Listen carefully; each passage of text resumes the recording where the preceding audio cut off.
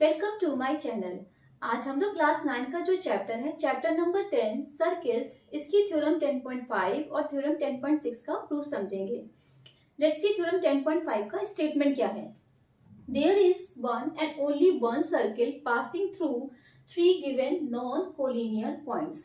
अगर हमें तीन नॉन कोलिनियर पॉइंट्स गिवन होते हैं तो उनसे होकर के केवल एक ही सर्किल पास हो सकता है। ये चीज हम लोग को प्रूफ करानी है, ठीक है। तो फर्स्टली हम लोग ये समझते हैं कि नॉन कोलिनियर पॉइंट्स क्या होते हैं। देखिए, अगर हमने कोई दो पॉइंट्स लिए हैं ए और बी, ये दो पॉइंट्स हमने लिए, तो हम लोग को पता है कि एक लाइन हम ड्रॉ कर सकते हैं इनसे पास होती हुई, ठीक है। अब ये पॉइंट्स कैसे भी हो, चाहे हमने ए बी यहाँ पे ले लिया, अगर हम इस तरीके से ले लें तो भी एक लाइन पास होगी इनसे होकर के, ठीक है। अब अगर हमने मान लीजिए कोई एक ऐसा पॉइंट ले लिया जो कि इधर की तरफ है, तो यहां से होकर के तो एक लाइन नहीं जा सकती है ना। ये लाइन यहाँ पे है तो ये पी से होकर के पास नहीं हो रही है। अगर हमने यहाँ पे कोई एक पॉइंट ले लिया, सपोज हमने सी पॉइंट यहाँ पे लिया होता, तो ये इसी लाइन पर आ रहे हैं। तो जो पॉइंट्स एक लाइन पर आते हैं उनको कोलिनियर पॉइंट्स कहते हैं। जो पॉइंट्स जो है एक लाइन पर नहीं आते हैं, ठीक है, उनको क्या कहते हैं, नॉन कोलिनियर पॉइंट्स कहते हैं। क्लियर।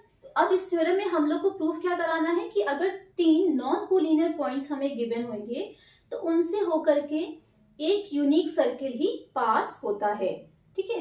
तो हम लोग फर्स्टली यहाँ पे तीन पॉइंट्स ले लेते हैं, ए बी और सी। इस तरीके से हमने तीन पॉइंट्स ले लिए जो कि नॉन कोलिनियर पॉइंट्स हैं। तो फर्स्टली इसमें गिवन लिखते हैं।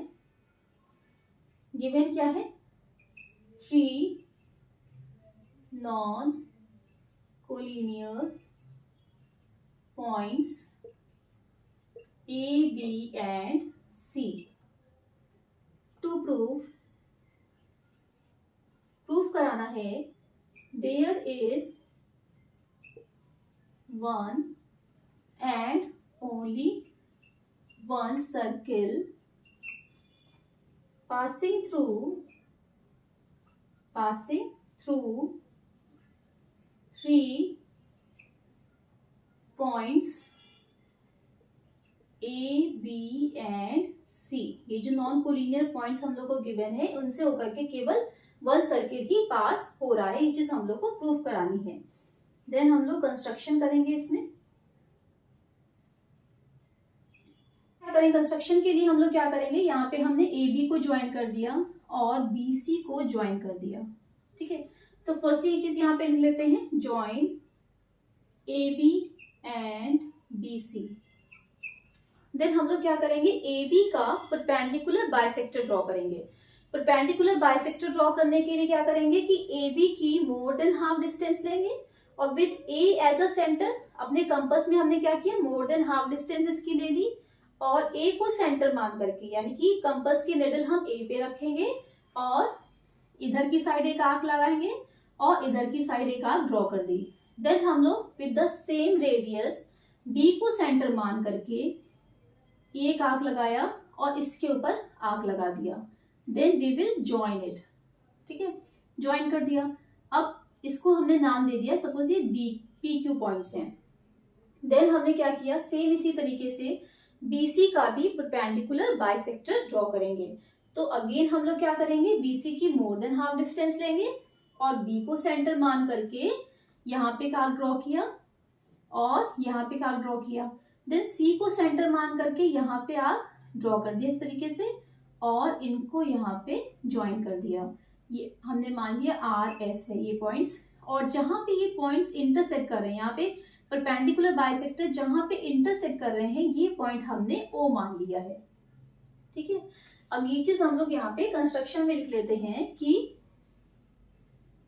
Draw perpendicular bisectors of AB and BC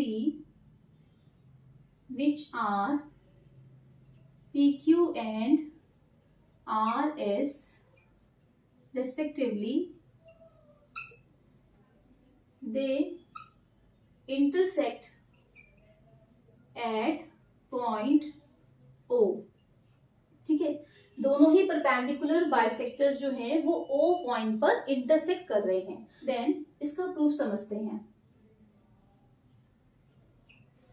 देखिए, हम लोगों ने एक चीज ये पढ़ी है कि जब हमें कोई लाइन सेगमेंट गिवन होता है, A B line segment given है, और इस पे जब हम कोई परपेंडिकुलर बाइसेक्टर ड्रॉ करते हैं, ठीक है, तो इस परपेंडिकुलर बाइसेक्टर यानी कि सपोज हमने MN मान लिया, ये परपेंडिकुलर बाइसेक्टर है, तो इस परपेंडिकुलर बाइसेक्टर पर जितने भी पॉइंट्स हम लोग को मिलेंगे, यहाँ पे सपोज ये M पॉइंट है और ये पॉइंट हमने मान लिया ये पॉइंट है X, ठीक है, तो इस तरीके से ये पॉइंट है Y।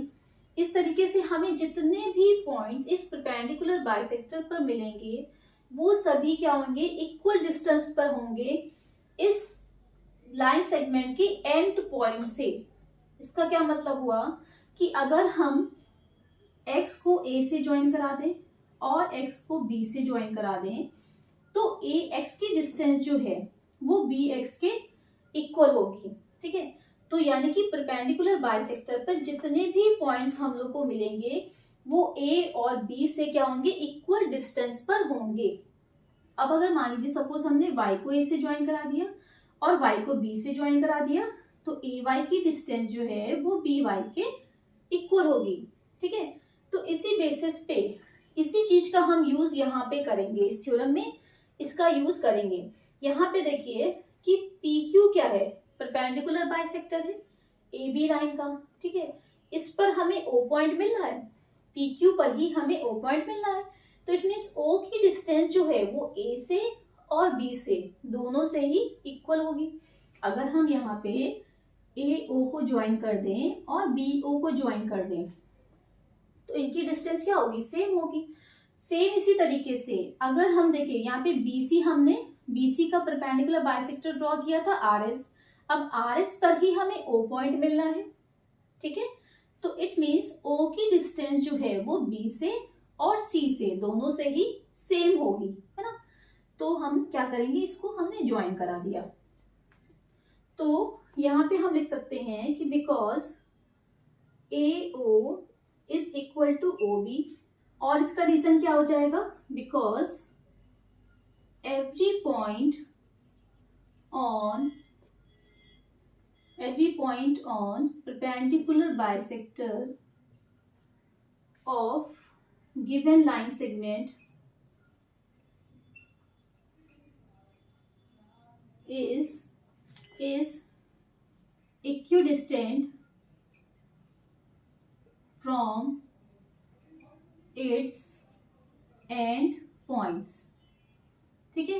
तो इस बेसिस पे हम लोगों ने क्या कहा है कि OA is equal to OB, और इसको हम लोग इक्वेशन नंबर 1 एज्यूम कर रहे हैं। तरीके से जैसे AO is equal to OB, हम लोग कह सकते हैं कि BO is equal to OC, तो यहाँ पे क्या लिखेंगे, similarly OB is equal to OC। इसको हम लोग इक्वेशन नंबर 2 मान देते हैं, ठीक है।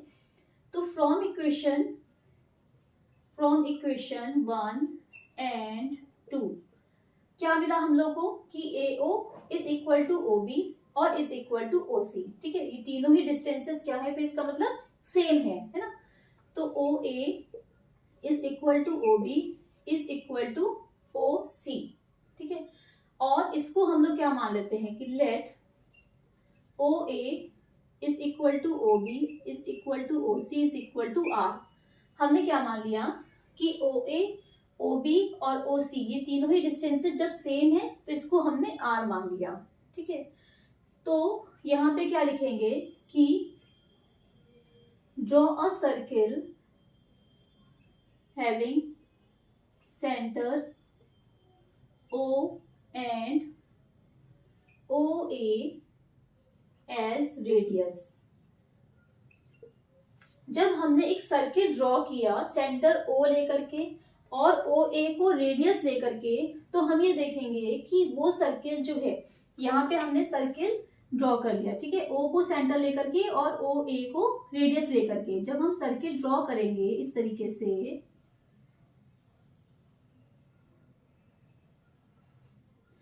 तो ये सर्किल जो है बी और सी पॉइंट से पास होगा, ठीक है। तो it will passes through B and C points, ठीक है। So this implies that there is a circle having center O and OA as radius, which passes through B and C points, ठीक है। तो ये चीज तो हम लोगों ने प्रूव करा दी कि देयर इज अ सर्किल, एक सर्किल ऐसा है जिसका सेंटर O है और OA रेडियस है जो कि B और C पॉइंट से भी पास हो रहा है, ठीक है। बट थ्योरम का स्टेटमेंट क्या था कि one and only one circle, यानी कि हमें एक यूनिक सर्किल मिला है, उसके अलावा कोई भी सर्किल ऐसा नहीं होगा जो कि जिसका सेंटर O है और रेडियस यहाँ पे OA है या OB है, ठीक है। तो हमें अब ये क्या प्रूफ कराना है कि यहाँ पे हमें केवल one and only one circle ही मिल रहा है, ठीक है। इसको प्रूफ कराने के लिए देखिए, अगर हमें टू पैरेलल लाइंस गिवन होती हैं, पैरेलल लाइंस गिवन होती हैं तो ये कभी भी इंटरसेक्ट नहीं करती है, ये चीज हम लोग को पता है, ठीक है। बट अगर हमें two non parallel lines given होती हैं, यहाँ पे ये PQ है और ये RS है, ठीक है। ये कैसी लाइंस हैं, ये नॉन पैरेलल लाइंस हैं। तो जो नॉन पैरेलल लाइंस होती हैं वो इंटरसेक्ट करती हैं one and only one point पे, है ना। यहाँ पे ये इंटरसेक्ट होंगी, उसके अलावा तो ये इस डायरेक्शन में चलती चली जाएगी, इस डायरेक्शन में जाएगी, ये इस डायरेक्शन में जाएगी, इस डायरेक्शन में जाएगी। इसके अलावा हमें कोई और पॉइंट ऐसा नहीं मिलेगा जिसपे ये इंटरसेक्ट करेंगे, ठीक है। तो यानी कि टू नॉन पैरेलल लाइंस जो होती हैं वो केवल वन पॉइंट पर ही इंटरसेक्ट करती हैं, ठीक है। तो यही पॉइंट हमें क्या मिल रहा है, यहाँ पे O पॉइंट मिल रहा है, क्योंकि PQ और RS जब यहाँ पे इंटरसेक्ट हो रहे हैं तो हमें O पॉइंट मिल रहा है। तो O एक ऐसा यूनिक पॉइंट है, ऐसा एक one and only one point है, ठीक है। तो जब हमें सेंटर ही एक मिल रहा है तो हमें सर्किल भी तो एक ही मिलेगा, ठीक है। अब यही चीज हम लोग यहाँ पे लैंग्वेज में अपने लिखेंगे, because two non parallel lines intersect at only one point. This implies that there is only one circle having center O and OA as radius, ठीक है। कि केवल वन ही सर्किल है, there is only one circle having centre O and OA as radius, है ना। तो it means this implies that C, इसको कैसे रिप्रेजेंट करेंगे, सर्किल को हम कैसे रिप्रेजेंट करेंगे, इसका सेंटर हमने पहले लिया, देन इसकी रेडियस ले ली, हमने इसको क्या माना था, OA को हमने R मान के चले थे। तो ये क्या है, एक यूनिक सर्किल है, C having centre O and radius R is a unique circle which passes through A, B and C points. So hence proved. Now theorem 10.6 का स्टेटमेंट क्या है, equal chords of a circle or of congruent circles are equidistant from the center. यहाँ पे हमें क्या given है, circle की equal chords हमें गिवन है, यानी कि AB कॉर्ड जो है वो CD के इक्वल गिवन है। प्रूफ क्या करना है कि ये जो हमें कॉर्ड्स गिवन है इनकी डिस्टेंस सेंटर से क्या है, सेम है, यानी कि क्या है, ये इक्वल कॉर्ड्स जो होती हैं सर्किल की वो सेंटर से क्या है, इक्वी डिस्टेंस पर है। सेंटर हो गया O, तो O M की जो डिस्टेंस है ठीक है, इसकी डिस्टेंस क्या हो गई, ए बी की डिस्टेंस सेंटर से ओ एम हो गई और इसकी डिस्टेंस क्या हो गई, ओ एन हो गई। तो हम लोग को प्रूव कराना है कि O M is equal to O N.